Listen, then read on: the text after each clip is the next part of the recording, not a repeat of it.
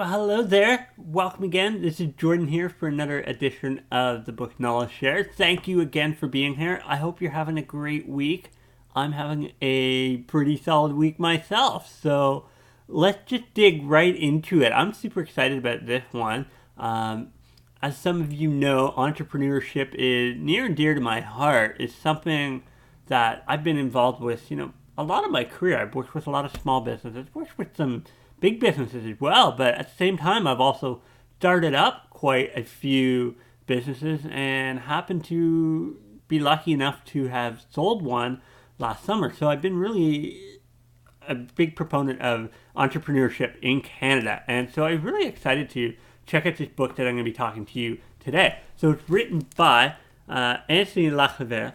You may know him as the founder of Wind Mobile. If you're in Canada, Wind Mobile is a cell phone provider, one of the sort of, I guess you would call it lower tier providers, but one of the ones that was really trying to break the oligopoly that we had within the big three providers that we currently have right now. So the book called How We Win, and it's really about entrepreneurship in Canada. How do we grow businesses in Canada, and how do we make a more productive economy, a more productive organization within Canada so that we can all prosper. And it's one of the things that we really need. So let me dig into a couple things that I got out of this book.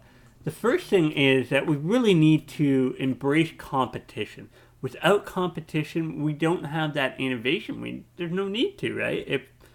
If I'm not going to get beat by Usain Bolt, if I'm a sprinter, why would I even bother, right? If I'm the fastest guy in the world and nobody else is competing against me, I can just walk across the line, right? If I'm the only guy at the start line, why do I have to go any faster? So, or in the other case, in the case of a lot of Canadian organizations or industries, I should say, there are a lot of players who are very similar, and in many cases, they operate like an oligopoly.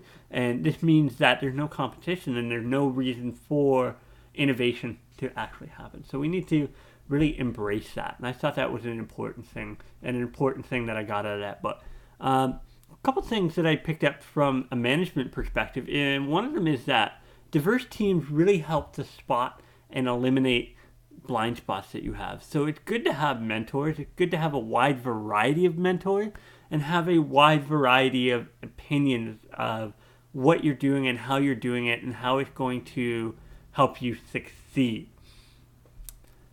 Back to the Canadian economy side of things, and this is something that I really agree with. I think Canada is really strong, a great place to start a company, but it's not the greatest in terms of if you want to really make it global. And one of the reasons why this is, and it's brought up in the book, is that Canadian, particularly venture funding, we're just not that strong at assessing risk and tech innovation. And because of that, we're not as willing to put down billions and billions of dollars into risky investments that we just don't understand.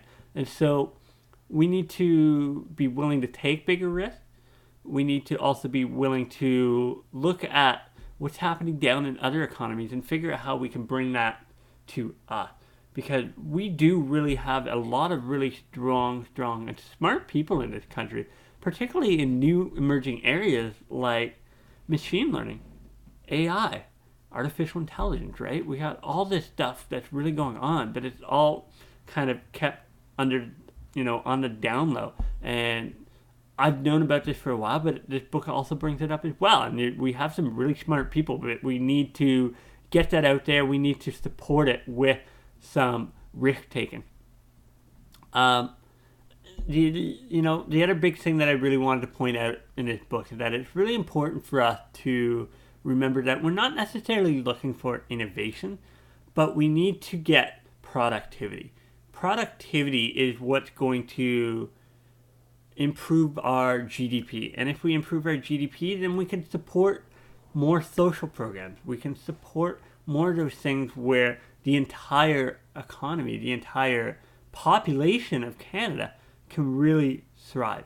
And I think one last thing that I'm going to think about out of this book that wasn't necessarily came out of this book, but part of the challenge in Canada is that we just don't have the population size. And one of the reasons we can't grow our businesses is because of that. So we need to be thinking global. We need to be thinking bigger and outside of just our own economy in order to make sure that the people who have these great ideas don't go down to other places like Silicon Valley or to London, England, and stay here in Canada, make it happen, but we got to support them. So enjoyed this book. If you're interested in learning a little bit more about the Canadian economy, particularly the entrepreneurial economy and what we can do to make it more successful and to really grow the Canadian economy as a whole, check out the book. Give it a read. If you do read the book, be sure to come back. Leave some comments down below. Let me know what you thought of the book. Let me know what your opinions of it were. And feel free to like this video. And don't forget to subscribe to the channel because we're going to be having more books.